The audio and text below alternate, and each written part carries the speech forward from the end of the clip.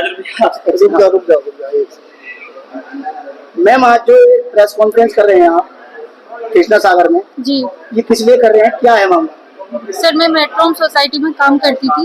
जी मैं एक शैलेश भारद्वाज नाम से एक एमआईपी रहता है, वो उन्होंने मेरे साथ बदतमीजी की। वो ईओ के सदस्य है, तो इसीलिए मैंने प्रेस कॉन्फ्रेंस बुलाई, क्योंकि मैंने डीएसपी के यहाँ पे भी मैंने तो कंप्लेन दी है, और कमिश्नर के यहाँ पे मेरे लिए कोई कार्रवाई नहीं हो रही है। और वो मुझे मेंटली इतना टॉर्चर कर रहे हैं, मेरे लिए ग्रुप में डाल रहे हैं, नाम लिख रहे हैं मेरा, और मुझे बदनाम कर रहे हैं, अपनी चीजें छुपा रहे हैं, मेरी चीजों को दबाया जा रहा है बहुत ज्यादा करके।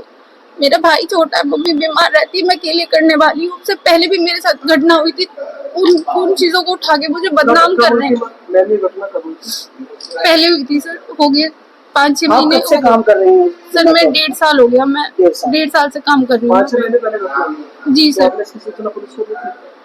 सर वो हो गई थी, फैसला करा दिया था, जो अमित है उन्होंने फैसला करा दिया था। जब मैंने फिनाइल पी लिया था तो उस टाइम में मेरी बहुत ज्यादा स्थिति खराब थी। सर वहाँ पे राजनीति बहुत ज्यादा है, मेरे साथ उन जो लेडीज थी उन्होंने बहुत बदतमीजी की थी, तो उस वजह से मैंने ये कदम उठाया था। लेकिन मुझे सबने सपोर्ट किया था, मेरा फैसला भी उन लोगों ने कराया। मैंने तो कोई केस भी नहीं किया था, लेकिन जैसे उन्होंने बोला मैंने ऐसे ही किया। उन्होंने केस के लिए बोला, मैंने केस भी किया, फिर उन्होंने माफी मांगी, वो चीजें ठीक हो गई थी। जब आपके साथ ये घटना हुई थी जी क्या काम करते थे आप? सर उस टाइम मैं क्लब पे काम करती थी, क्लब है वहाँ पे, तो वहाँ पे मैं बैठती थी जी। लेकिन मैं मेंटेनेंस ऑफिस का भी काम करती थी। ये जो चीजें हुई हैं ये अब हुई हैं, दोबारा से हुई हैं मेरे साथ में। ये आप लगातार कब से दे रही हैं और कार्रवाई क्यों नहीं हो पाई? सर 23 तारीख को मैंने वहाँ से रिजाइन दिया था, क्योंकि मैं बहुत ज्यादा टॉर्चर हो चुकी थी। वो इस चीज का फायदा उठा रहे थे कि ये घर से कमजोर है। पहले भी उसी बात से मुझे कुछ लोगों ने बदनाम किया हुआ है कि इसने जानबूझ के फिनाइल पिया था, ये लड़की सही नहीं है। उस चीज का फायदा उठा के उसने मेरे साथ छेड़छाड़ की। वो चीज मुझसे बर्दाश्त नहीं हुई सर, मैं गलत नहीं हूँ, मैं गलत चीजें बर्दाश्त नहीं करूंगी बिल्कुल भी। किससे छेड़छाड़ की? सर शैलेश भारद्वाज ने। अच्छा, ये जो आपका फैसला हुआ था जी इसमें पुलिस भी इन्वॉल्व थी फैसले में बिल्कुल कि सर। आम आदमी ने कराया? नहीं सर, पुलिस भी इन्वॉल्व थी, और जो बाकी प्रधान थे आसपास के, सबने सपोर्ट किया था सर मुझे। तो अब आप उस फैसले को नहीं मानते? नहीं, मैं मानती हूँ सर, वो चीजें अलग हो गई है, लेकिन वो उसकी वजह से जो उन्होंने अब मेरे साथ किया वो गलत किया है। मैं उस चीज को नहीं बोल रही हूँ, वो सब क्लियर हो चुका है। आपको उनसे परेशानी है जिसके लिए आप? शैलेश भारद्वाज सर, हाँ, उसने बदतमीजी की है, मैंने उसकी चीजें नहीं मानी। वो कहता था कि मुझे नंबर दो, ब्रोकर के जो नंबर होते हैं वो दो, बीच में पैसे मैं तुम्हें दूंगा। सर मैं इस टाइप की नहीं हूँ, मुझे मेरी मेहनत का पैसा चाहिए था। नहीं सर, उन्होंने, मैं एक दिन फ्लैट दिखाने के लिए गई थी, अकेली गई थी मैं, क्योंकि रजिस्ट्री हो जाती है तो फ्लैट चेक करने होता है। तो वो पता नहीं कहाँ से आया, उसने एकदम से मुझे पकड़ा, और एकदम से जो भागी उसने मेरे यहाँ से पकड़ा, मेरा टॉप फट गया। मैंने उसको तभी बोला था कि मैं तुम्हें नहीं छोड़ूंगी, मैं तुम्हारे लिए कार्रवाई करूंगी। उसके बाद मैंने ये सोचना जो अमित त्यागी उनको बताया था, क्योंकि वो मुझे अपनी बेटी की तरह मानता है। मुझे लगा कि अभी ये चीजें हुई है मेरे साथ में, फिर से कुछ ऐसा करूंगी, वैसी मेरी बदनामी, और सब देखिए मुझे कमाने भी है। ये जो अमित त्यागी हैं जिनको आपने सूचना दी थी, ये कौन है वहाँ पर? सर ये वहाँ पे ईओ के अध्यक्ष हैं जी। तो इन्होंने क्या आश्वासन दिया आपको? सर ये वहाँ पे सदस्य हैं, अभी बने हैं, तो अब इनकी ज्यादा चलती है, तो इसी चीज का फायदा उठाया है इन्होंने जी। सर मैं चाहती हूँ लोगों के लिए कार्रवाई, जो बिल्कुल नहीं हो रही है। मुझे टोटली बदनाम किया जा रहा है, मेरे लिए अखबार में निकलवा रहे हैं जी सर। किसके नाम दिया आपने? सर ये मैंने शैलेश भारद्वाज और अमित त्यागी के नाम से ही दिया है, क्योंकि इन्होंने बोला है कि एक बार हो गया तो क्या हो गया, कोई बात नहीं है, तेरे घर वालों का भी खर्चा उठा लेगा। ये प्रश्न पत्र कहाँ आपने दिया? सर कमिश्नर के यहाँ और डीएसपी के यहाँ पे दिया है मैंने, और थाने में दिया है सर, कोई कार्रवाई नहीं हो रही। नहीं सर, जो सीसीटीवी फुटेज की मैंने डेट बताई थी उसमें उनको वो डिलीट होगी, वहाँ कुछ नहीं मिला, तो पता नहीं सर क्या कर रहे हैं, पर लेकिन वो मुझे कंटिन्यू।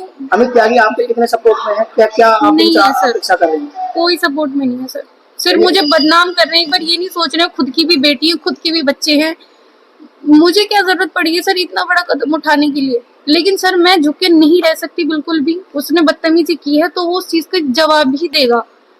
पुलिस ने क्या आश्वासन दिया आपको? सर बस ये बोल रहे कार्रवाई होगी, लेकिन अब तक कोई कार्रवाई नहीं हो रही है। मुकदमा दर्ज नहीं हुआ? नहीं हो रहा है सर। तो डीसीपी साहब से जब आप मिले तो उन्होंने क्या कहा? उन्होंने बोला था कि कार्रवाई की जाए, लेकिन नहीं हुई सर उसके बाद। तो कब तक का उन्होंने समय दिया था कार्रवाई का? सर अब तक का ही दिया था, लेकिन कुछ नहीं कितना हुआ। समय हो गया आपको पुलिस से मिले हुए इस संबंध में? सर हो गए 2-3 दिन हो गए, अभी होली की वजह से नहीं मैं जा पाई। चक्कर काट लो। जी सर। तो आगे क्या अब आपकी प्लानिंग क्या है फिर आगे, मान लिया अगर न्याय नहीं मिला तो? सर मैं बोलूँ थोड़ा बोलने के लिए तो मैं और एक चीज सर मैं बोलना चाहूंगी, जो मुझे ज्यादा चीजें डिस्टर्ब कर रही हैं, अगर मैं कमजोर होती या पहले की तरह मैं ऐसी हरकत नहीं करना चाहती कि मैं फिनाइल पीऊं मैं मरूं, मैं लड़ाई लड़ना चाहती हूँ, मैं कमजोर नहीं हूँ। पहले मेरे साथ सच में ऐसे ही हुआ था, लेकिन कुछ औरतें हैं, मैं उनका नाम नहीं लूंगी, लेकिन वो पहले उनके अपोजिट थी, लेकिन अब वो उनकी साइड हो गई है और मुझे इतना बदनाम कर रही है सर, बहुत ज्यादा। मतलब मेरा फ्यूचर बिल्कुल। अभी आपको कोई। अच्छा, आपका नाम क्या है? मेरा नाम सरोज चौधरी है, महिला विधानसभा की अध्यक्ष हूँ मुरादनगर से।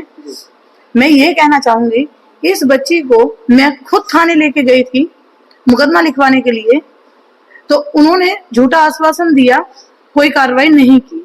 मैंने एसओ से बात की मुरादनगर, तो एसओ ने ये कहा, अरे तुम किसके चक्कर में पड़ी रहती हो, हम दिखवा लेंगे, जांच कर लेंगे।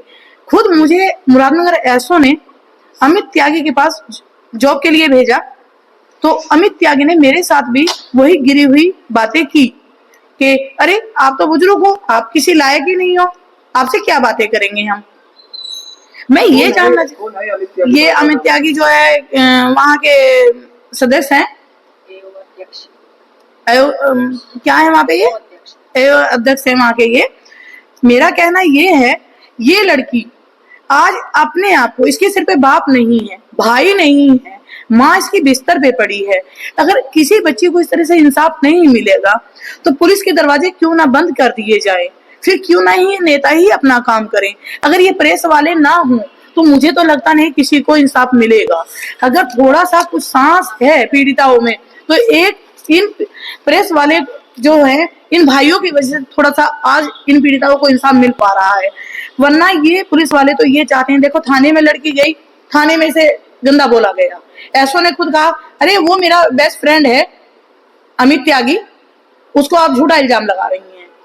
कोई किसी तरह से भी इसको सपोर्ट नहीं कर रहा।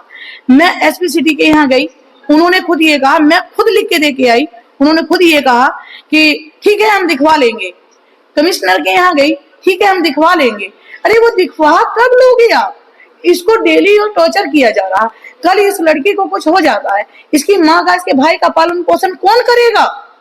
मुझे नहीं लगता, मुरादनगर थाने से गिरा हुआ तो थाना ही नहीं हो सकता कोई। जब से ये एसओ आया है, इसने किसी पीड़िता की सुनी ही नहीं है और ये सुनना भी नहीं चाहता है। संबंधित सीसीटीवी की बात हो रही थी, क्या वो फुटेज वगैरह है? नहीं निकलवाते ये, मैंने खुद बोला था जाकर के। अच्छा, किसी के पास फुटेज है? वो नहीं है। नहीं, थोड़े जब पुलिस ही तो निकलवाएगी, पुलिस जाती नहीं, पुलिस अपना काम करती नहीं है।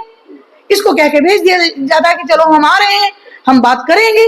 आगे क्या कार्रवाई करेंगे? आगे हम ये कार्रवाई करेंगे, अगर इस लड़की को इंसाफ नहीं मिलता, किसी हद तक भी अगर हमें जाना पड़ा, हम धरना भी देंगे, आग लगा के मरने के लिए भी तैयार हैं, हम आत्मदाह भी करेंगे। हम कल जो है एसपी सिटी के यहाँ जाकर के बैठेंगे। अगर आज इसका मुकदमा नहीं लिखा जाता है किसी प्रकार से, तो हम हर हद तक जाने के लिए तैयार हैं। हम कोई भी हद बाकी नहीं छोड़ेंगे।